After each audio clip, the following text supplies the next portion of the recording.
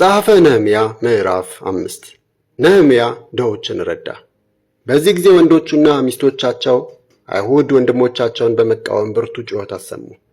አንዳንዶቹ እኛም ሆን ወንዶችና ሴቶች ልጆቻችን በቁጥር ብዙ ነን፣ ታዲያ ለመብላትም ሆነ በሕይወት ለመቆየት እህል ማግኘት አለብን አሉ።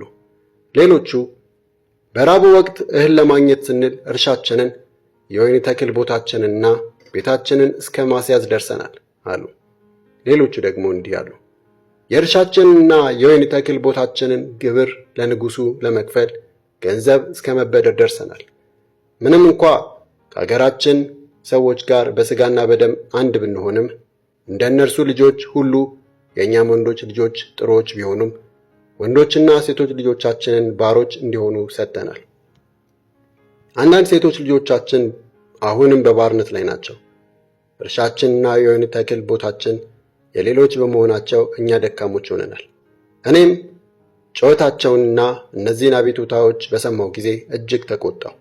ከዚያም ነገሩን በሐሳቤ ካወረድሁ በኋላ መኳንንቱንና ሹማምቱን ገሠጽኋቸው። ከገዛ አገራችሁ ሰዎች ላይ እንዴት አራጣ ትበላላችሁ አልኋቸውም። ስለዚህ ከእነርሱ ጋር ለመነጋገር ታላቅ ስብሰባ ጠራሁ። ለአሕዛብ ተሽጠው የነበሩትን አይሁድ ወንድሞቻችንን በተቻለን ሁሉ ተቤዥተናቸዋል። አሁንም እናንተ ወንድሞቻችሁን ትሸጣላችሁ፣ ይህም መልሰን እንድንቤዣቸው ለማድረግ ብቻ ነው አልኋቸው። እነርሱም የሚመልሱት አልነበራቸውምና ዝም አሉ።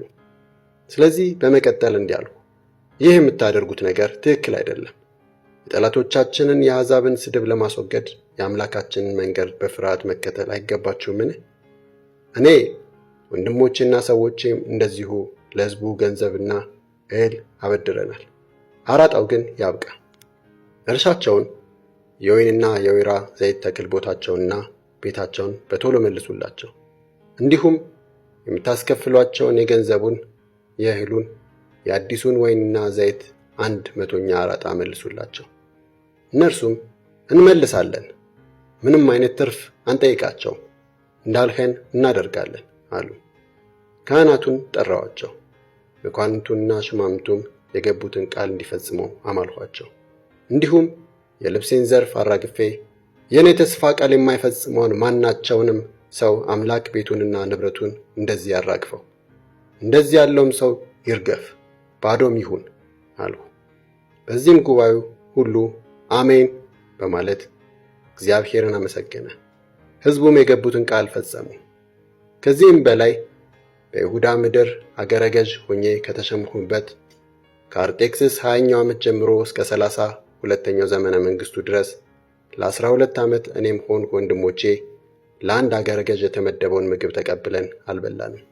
ከእኔ በፊት የነበሩት የቀድሞዎቹ አገረ ገዦች ግን ከምግቡና ከወይኑ ሌላ በሕዝቡ ላይ ከባድ ሸክም በመጫን 40 ሰቅል ብር ይወስዱ ነበር።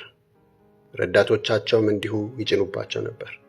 እኔ ግን እግዚአብሔርን ከመፍራቴ የተነሳ እንዲህ ያለውን አላደረኩም። ከዚህ ይልቅ ራሴን ለዚህ ቅጥር ሥራ ሰጠሁ። ሰዎቼም ሁሉ ለሥራው እዚያው ይሰበሰቡ ነበር። ምንም መሬት አልነበረንም። ከዚህም በላይ በዙሪያችን ካሉት ወደ እኛ ከሚመጡት አሕዛብ ሌላ 150 አይሁድና ሹማምት ከማዕዴ ይካፈሉ ነበር። በየዕለቱም 1 በሬ፣ 6 ምርጥ በጎችና የተወሰኑ ዶሮዎች፣ በየ10ም ቀን ብዛት ያለው ልዩ ልዩ የወይን ጠጅ ይዘጋጅልኝ ነበር። ይህም ሁሉ ሆኖ ለአንድ አገረ ገዥ የተመደበውን ምግብ ከቶ ጠይቄ አላውቅም።